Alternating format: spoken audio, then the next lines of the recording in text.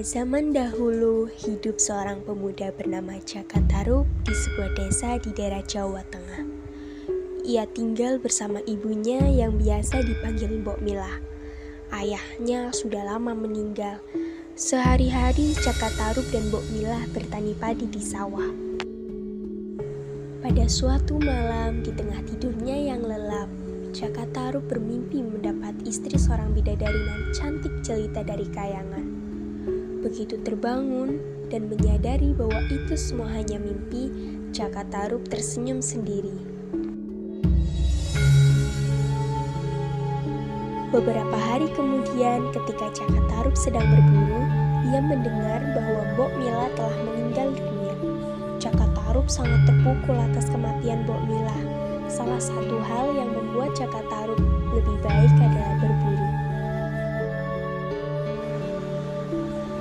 Ketika sampai di hutan pun, Jaka Tarub hanya menunggu hewan buruannya lewat di depannya.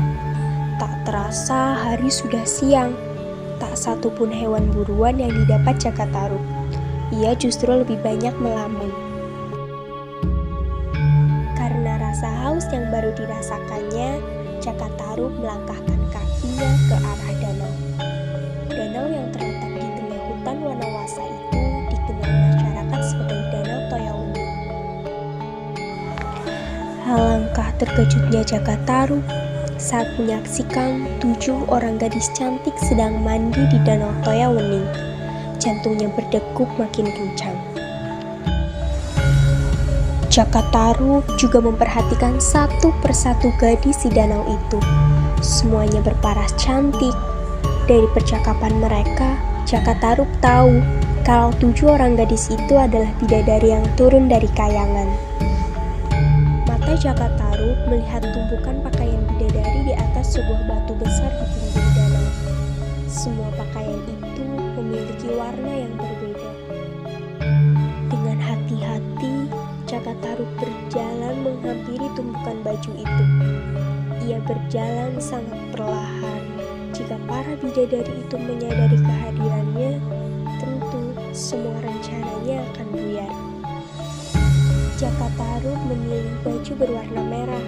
Setelah berhasil, Jaka Tarub buru-buru menyelinap ke balik semak-semak. 7 bidadari itu pun lantas naik dan langsung mengenakan pakaian mereka. Nawang Wulan bingung kemana bajunya berada. Tanpa bajunya, mana mungkin ia bisa pulang ke kayangan. Apalagi selendang yang dipakainya untuk terbang ikut raib juga.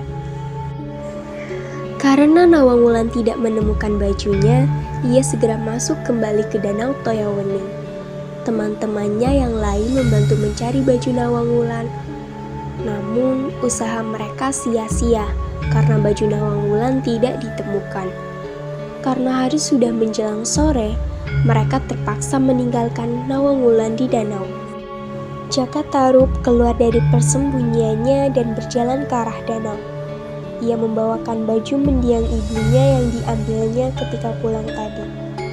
Kemudian ia menghampiri Nawang Wulan dengan baju di tangannya, seraya memberikan baju itu. Jaka Tarub meninggalkan Nawang Wulan dan menunggu di balik pohon besar tempatnya bersembunyi. Hari berganti hari, bulan berganti bulan, tak terasa rumah tangga Jaka Tarub dan Nawang Wulan telah dikaruniai seorang putri yang diberi nama Nawangsih.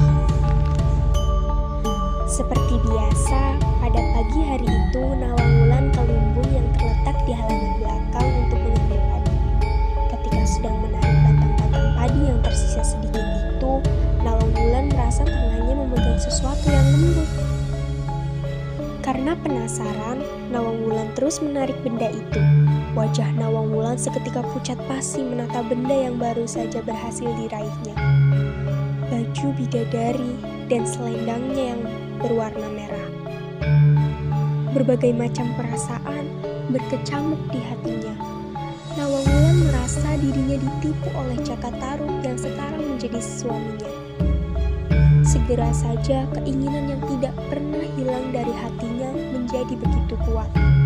Nawang Wulan ingin pulang ke asalnya, kayangan. Saat itu, matahari sudah mulai tenggelam. Tiba-tiba, Jaka Tarub yang sedang berdiri di halaman rumah melihat sesuatu melayang menuju ke arahnya. Dia mengamatinya sesaat. Jaka Tarub terpana. Beberapa saat kemudian, ia mengenali ternyata yang dilihatnya adalah Nawang Wulan yang menggendong Nawangsi. Nawang Wulan terlihat sangat cantik dengan baju bidadari lengkap dengan selendangnya. "Kenapa kau tega melakukan ini padaku, Jaka Tarub?" Nawang Wulan bertanya kepada Jaka Tarub. Maafkan aku, Nawang Wulan." Jaka Tarub merasa dirinya gemetar. Ia sama sekali tidak menyangka kalau Nawang Wulan berhasil menemukan kembali baju bidadarinya. Hal ini berarti rahasianya telah terbongkar. "Sekarang kau harus menanggung akibat perbuatanmu, Jaka Tarub.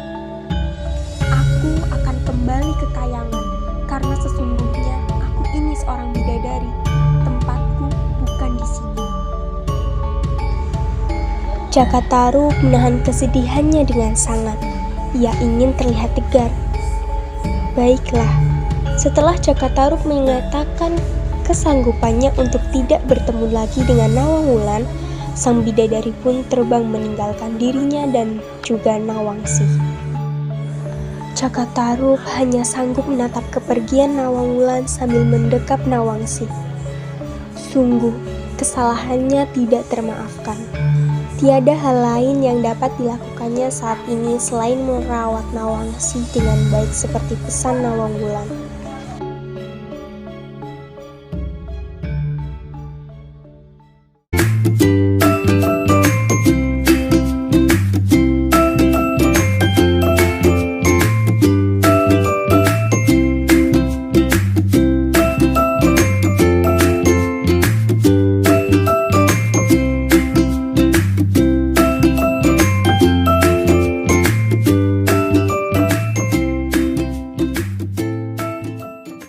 Apa cakap tu Raju?